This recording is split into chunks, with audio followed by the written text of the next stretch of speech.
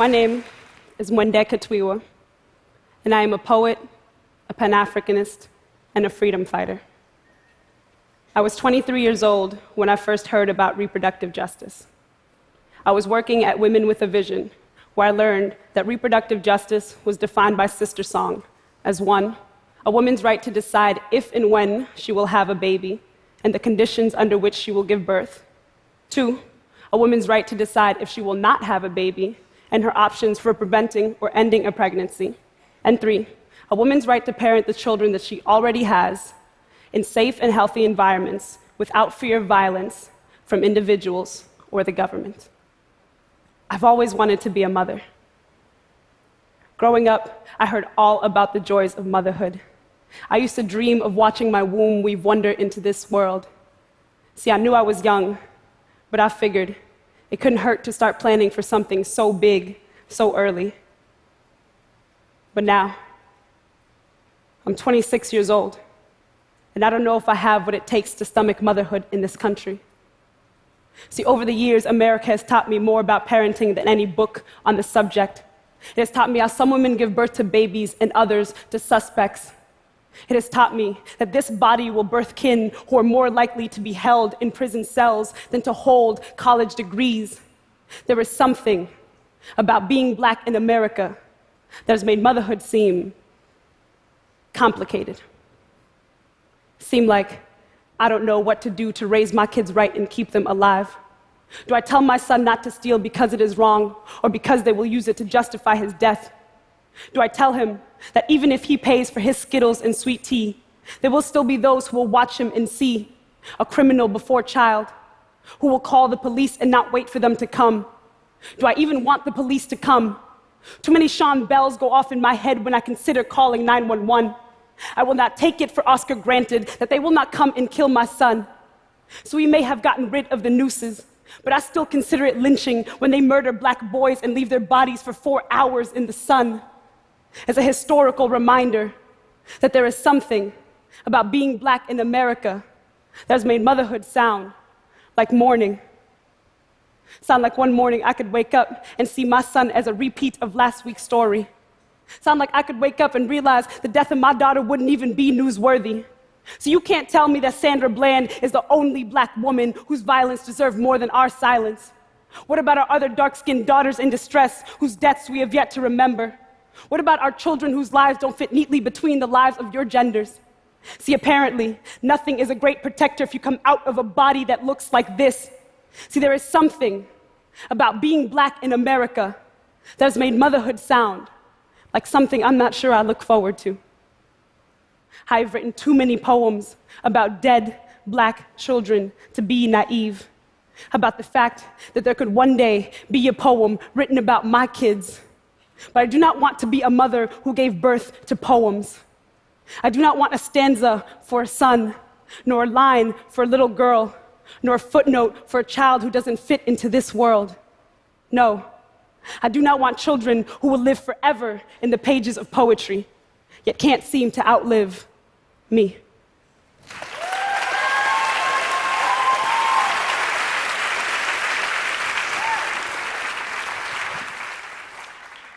I was invited to the TED Women's Conference to perform a poem. But for me, poetry is not about art and performance. It is a form of protest.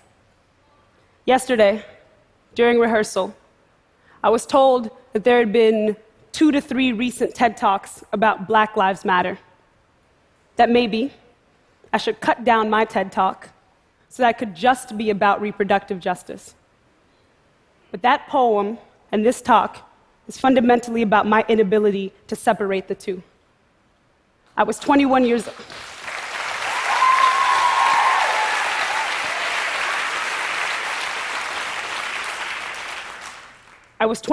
old when Trayvon Martin was murdered. Trayvon Martin, a 17-year-old Black boy, a Black child, reminded us how little this nation actually values Black life. The hashtag Black Lives Matter became the most recognized call for Black people and our children to live in safe environments and healthy communities without fear from violence from individuals or the state or government. Months later, when George Zimmerman was not held responsible for murdering Trayvon Martin, I heard Sabrina Fulton, Trayvon Martin's mother, speak. Her testimony so deeply impacted me that I found myself constantly asking, what would it mean to mother in the United States of America in this skin? What does motherhood really mean when for so many who look like me, it is synonymous with mourning? Without realizing it, I had begun to link the reproductive justice framework and the movement for Black lives. As I learned more about reproductive justice at Women with a Vision, and as I continued to be active in the movement for Black lives, I found myself wanting others to see and feel these similarities. I found myself asking, whose job is it in times like this to connect ideas, realities, and people? I want to dedicate this talk and that poem to Constance Malcolm. She is the mother of Ramarley Graham, who was another Black child who was murdered before their time. She reminded me once over dinner, as I was struggling to write that poem, that it is the artist's job to unearth stories that people try to bury with shovels of complacency and time. Recently, Toni Morrison wrote, "In times of dread, artists must never choose to remain silent. There is no time for self-pity, no room for fear."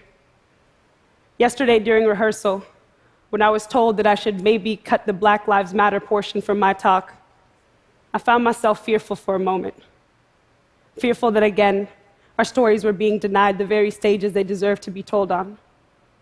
And then I remembered the words I had just spoken. In times of dread, artists must never choose to remain silent. There is no time for self-pity.